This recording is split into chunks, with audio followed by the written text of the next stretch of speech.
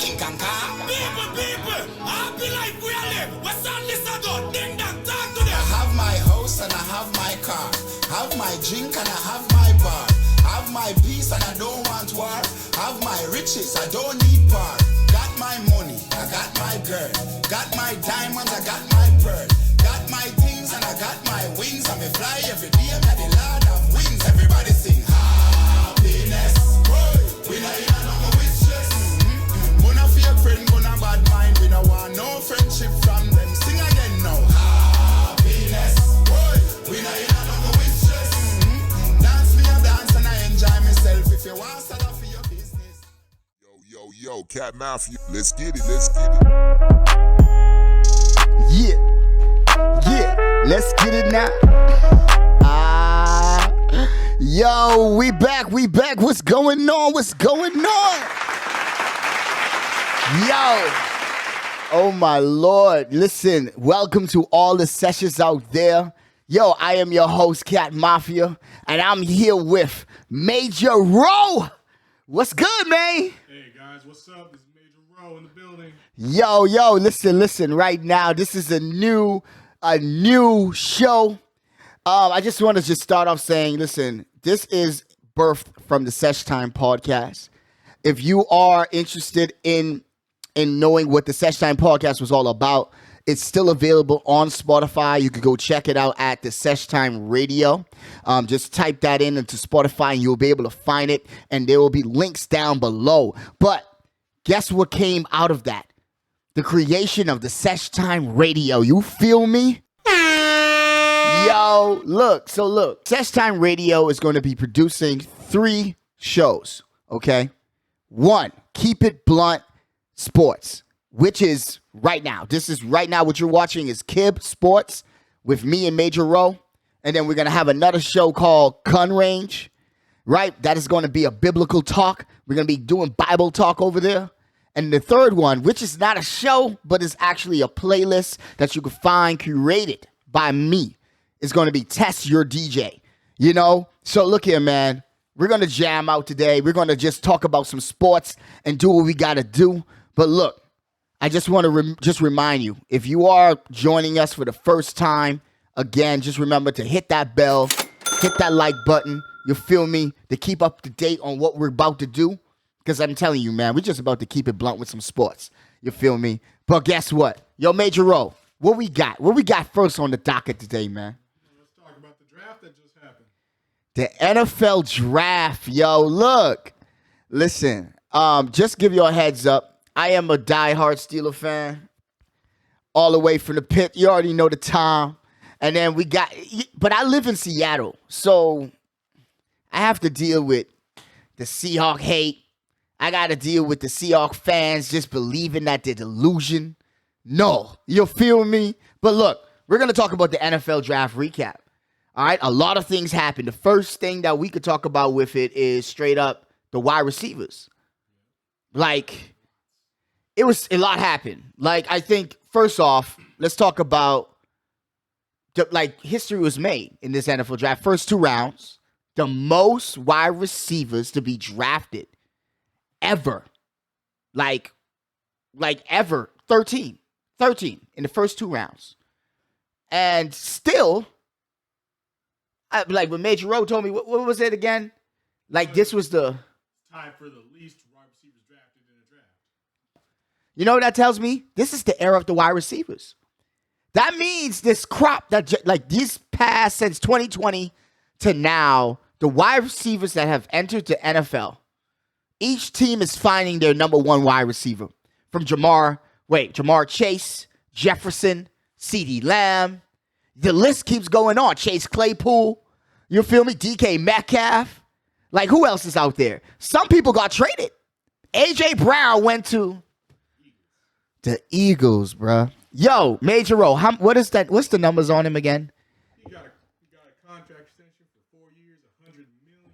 4 years, $100 million, and 57 of that was guaranteed. Correct. Yo, Eagles, Jalen Hurts.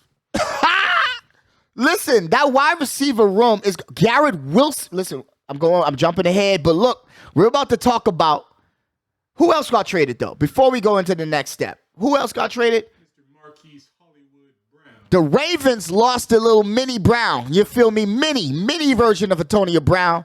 Then Marquise Brown has now joined Kyler Murray on the Arizona Cardinals. My bad, ATL. Didn't mean to do that. My bad. But my thoughts on it is, what difference does it make? He's just replacing Christian Kirk. DeAndre Hopkins is still going to be the guy. He's just going to be a distraction. Hopefully, I don't know. Who's better, Christian Kirk or Marquise Brown? You tell me. Who got the big contract in Jacksonville? You tell me. Like, hey, is he going to get money? Are the Arizona Cardinals going to pay Marquise Brown? But listen, let's just jump into it for the NFL draft, right? Even though all these wide receivers were taken, right? This is the era of the wide receivers. But which teams, other than us and other than our teams, right? Mean Steelers and the Seahawks. What other teams drastically improved in this draft? By the way, if you are watching, please comment down below. Which teams do you think actually got better drastically? Meaning like improved from what they were last year, that they could actually be better this year. Like, list down below and let us know. You know what I mean? So first off, like, Raw, do you have any, like, what you think? Like, who it is? Who you think it is? The best draft? Like, the best drastically. Do not say the Seahawks, bro. Do not do that to me right now. Don't do that. They're on the list, but who else? I think the Jets had a pretty good draft. You said the Jets? Yeah, I say the Jets. I'm a Lions, man. Listen, bro. Detroit. Look. I can give you all the horn, man. Detroit, Lions, the Jaguars, the Jets, and the Seahawks. I feel like I think if Seahawks fans can understand that they are rebuilding, this is a good draft for you. There's some Seahawks fans that are upset off some picks. You feel me? But I understand. But we're not going to even talk about them right now. Let's talk about the top three, because Seahawks, y'all are last on my list. But first, we're going to start off with the Lions, right? I give them an S. They got an S grade for me. You feel me? Because what they picked, first they went for Aiden Hutchinson. Then they literally drafted up after the Saints went and grabbed Chris Olave. The wide receiver sweepstakes began, and whoom, they picked up Jameson Williams. Williamson or Williams? Is Jameson Williamson or Williams? I believe it is Williams. Okay, so Jameson Williams was picked right after that. And I'm going to tell y'all, folks, he is the best wide receiver in this draft. And if he was healthy, he would have gone earlier. I swear to you, he would have gone earlier to the Jets. But I'm glad the Jets, we're going to talk about them next, right? I'm going to give the Jets an S grade as well. They filled up all of their spots that they needed immediately. Strictly starting with Sauce Gardner. The Jets, like, come on, man. He's replacing he's going to be bringing a different demeanor that the Jets has been they've been missing that. Brian Poole couldn't provide that. Jermaine Johnson couldn't provide that. Like, you got to understand, like, he's going to be bringing a different vibe. Mills is the Eagles. My bad, I'm mixing up teams. But I'm looking at Sauce Gardner going in there and taking over that edge. Is going to make sure things happen. And then guess who they got? The favorite pass rusher that I love, Jermaine Johnson. That's the guy I wanted the Seahawks to pick. I wanted y'all to pick him before Charles Cross, but I'm not getting into that right now. But look, Jermaine Johnson, the second from FSU, great pickup, and they picked him up in the later rounds. He dropped all the way down. I don't know what pick it was, but it was later after like the 20th pick. Kenny Pickett. But look, we're going to get into it. And then who else they got? A wide receiver, Garrett Wilson. So again, they were able to still pick up a top wide receiver who was supposed to be the first one off the board. Based off all the mock drafts, based off all the analysis, he was supposed to be the first wide receiver off the board. But Drake London got picked up, and it kind of messed up a lot of people mock drafts. Next up on the list, we have, who am I missing? We got the Jaguars. Trevor Lawrence. I love it, Doug. Dougie, you're doing your thing over there with the Jaguars. Listen, we talk about the first round pick. Jaguars pick up who? Trayvon Walker, right, from Georgia. Right? People are over here like underestimating him because he was on one of the greatest defenses ever in college football. Georgia Bulldogs. You feel me? So my reference on him is we're gonna see what he provides. I think he's a Khalil Mack type of pass rusher. He's gonna have that energy. But we'll see. We'll have to see what he does. But that's how I look at him. The next pick the Jaguars had, what else? They're Devin Lloyd. And I'm going to really take a moment here and just let people realize what the Jaguars really did in the third round with their picks. They pick an offensive line, and then they also picked up Chad Muma. Okay? Chad Muma, look at his tape at Wyoming. Go watch this man, okay? They lost Miles Jack to my team. Hey. To the Pittsburgh Steelers, and they replaced him with two guys who could basically do the job that he did over there as a field general for the middle linebacker. You know what I mean? So Devin Lloyd is going to be the thumper. Chad is going to be the guy who's going to be guarding and is going to be the outside linebacker. You know what I mean? It's going to be some good play in Jacksonville this season. Good play over there. Still ain't ready for my team, but good play. You feel me? What else we have? Last but not least, I didn't say my grade, right? My grade for them was I think I gave them a A. I gave them an A+. A+. I gave them an A+. And then last but not least, we go to the Seahawks, right? Yep, let me turn my page on this one. Ha! The Seahawks select with the first round, Charles Cross. Didn't I predict that? Didn't I predict that Joe will pick Charles Cross because he's just there, because he's available? Yes, you predicted Charles Cross would be there. Look, man, Seahawks, you always do this, man. You always do this. It's the same reason why y'all picked up DK Metcalf. It was like y'all could not pass on him in that draft. Not saying it was a bad pick, but it's something that y'all always do. Y'all don't never surprise people. Y'all don't pop off with a ooh. Like y'all picked up Russell Wilson in the 4th round. Why y'all didn't pick him up earlier? Bobby Wagner went first. First round, I believe, that year. Second round was who? Third round was who? Don't know who they are because they ain't on the Seahawks no more. So what I'm saying is the Seahawks always does this. Every year they does this. But I'm gonna let Roland just give me a grade. What is your grade on your own team? And tell me what do you like about this draft? Who's the most exciting person to you in this draft? In your draft for the Seahawks? For me, I'd give the Seahawks like a B+. B+, A-. Okay, B+. What I really wanted in this draft was a good defensive playmaker. And I didn't get Stingley like I wanted, obviously. Yeah, he went quick. He went quick off the board. But I am kind of excited for like Kobe Bryant. He's playing. Yeah, cornerback. Yep. If we lost a pick. We didn't have a pick in 2 rounds. I don't think we had a 5th round pick around because Kobe Bryant was on our chart to be picked for the Pittsburgh. He was supposed to be coming to Pittsburgh.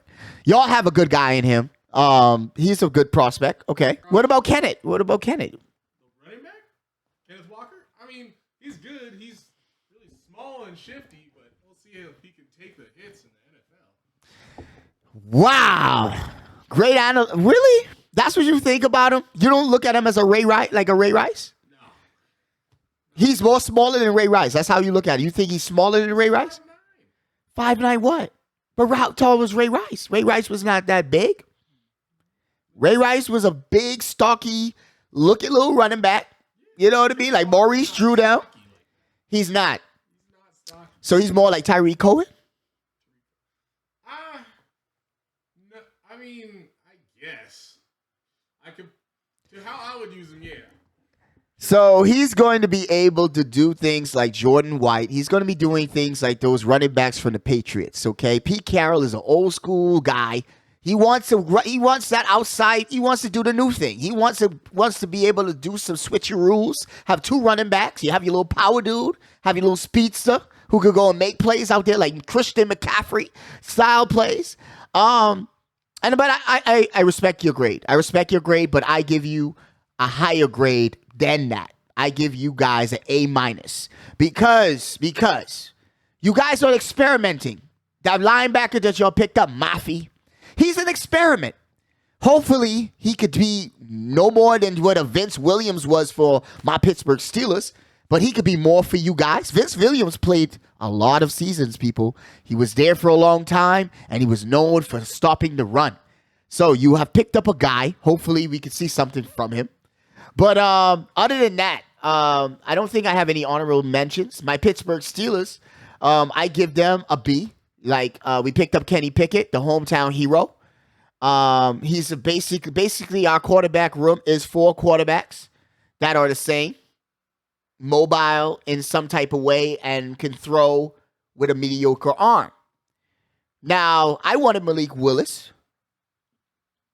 I was dealing with a lot of stress during the draft, as Major Rowe could tell you. He could confess, like, I was tripping. I was tripping over the Seahawks picking him. I was tripping over the Lions picking him. I was tripping over the Saints trading up to pick him. It was a freaky moment for me.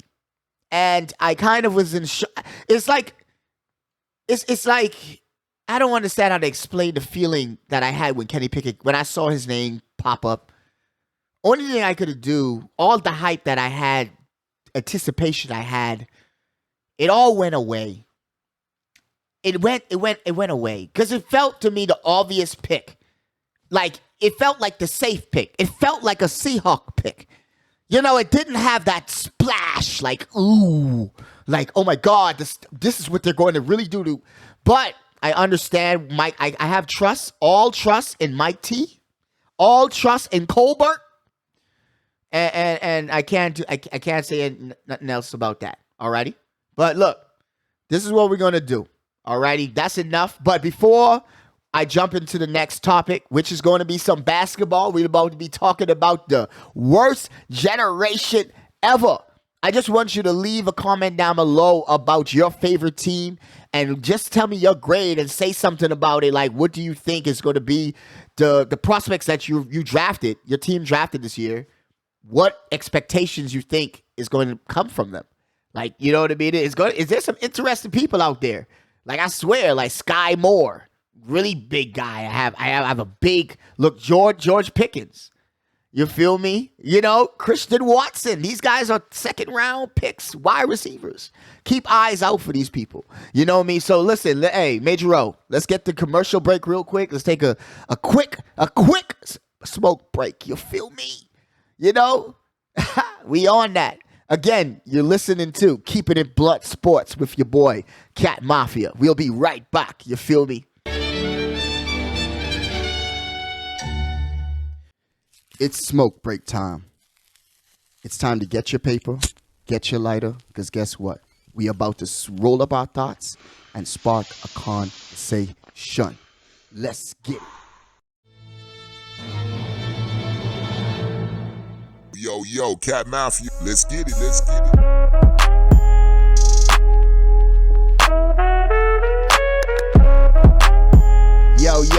Yo, welcome back. We back. We just came from a quick smoke break. You know what I mean? This is the Sesh Time Radio. Again, I am your host, Cat Mafia. I'm here with Major Rowe, the Mr. Facts. You feel me? Yeah, I'm a Seahawk hater, man. Yeah, I'm a Seahawk hater. You looking at me, bro, though. Put this down a little bit. You feel me? So look, right now we're about to talk about the worst generation ever. This is what I mean by the worst generation for those who don't know. In the One Piece anime, there is a new era of strong new pirates. These guys are more powerful, they're crews, and they're fighting to become the king of the pirates, basically to become Yonkos in the One Piece world, okay? This is what's happening right now in the NBA playoffs. These people they just got drafted in the last 5 years, and they have awoken. Their devil fruit powers have come. Okay, I'm not going to get geeky over here, but I'm just saying, look, I'm going to start off with the first two, Jason Tatum and Jaylen Brown. Everybody know what they did against KD. I don't have to explain that. KD got swept, bruh. Greatest player in the world, my foot. You feel me? Huh? Let's get it. Next up, who else is on that list? Ja Morant. Ha! The reincarnation of Derrick Rose in the making, baby. Even though he's not gone from us, I'm just telling you. Look at his trajectory. He's the next Derrick Rose. Who else we got? Luka Doncic. By the way, Luka and the Amigos. Because he has a little bit of these guys. Did you watch that Utah series? Did you watch that last game? They had the most shortest. They didn't even have Klebo on the floor. It was a bunch of guards against Rudy Gobert. Huh? Did I say that right? Gobert? A little French on that. French on that. You feel me? Hey, but look at who else we got. Cat. Let's give props. These people get applause, okay? We give these people some applause. We got Karl Anthony Towns, Brandon Ingram, Trae Young, LaMelo Ball, and Darius Garland. These guys are basically, they did their thing. They were in the play-in or in the playoffs. I have to give them their salutes. You feel me? They are also a part of the worst generation, but each one of them have to figure out what they need to do to be better. You feel me? Because guess what? For you to show what you have to show it in the playoffs. So guess what? We got the second round, baby. The second round. And this is what we're going to do. We're going to start off with the series that we believe is the weakest series, and then we're going to go to the best. So basically the worst series to the best series. Now, when I say worst to best, I don't mean that the gameplay is going to be bad. I mean that one team is going to dominate the other team significantly by that level. And then as the best means it's going to be a matchup, meaning you have to watch every game. You got to pay attention to every single whistle, every single run, every dribble. It's going to be deep. It's going to be deep. So first up, what we got? First, we got the Miami Heat going up against the 76ers. Miami versus the 76ers. Huh.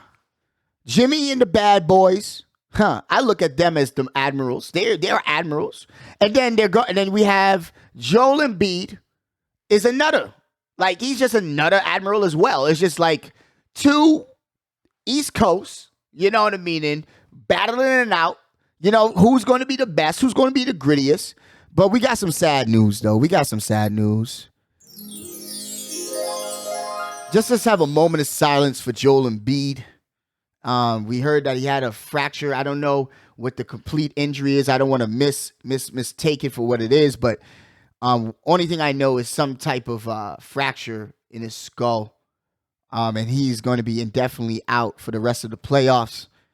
And so the 76ers, I don't even want to mention Harden because Harden is just a shell of himself. I don't know who's going to replace what Joel Embiid brought to that team.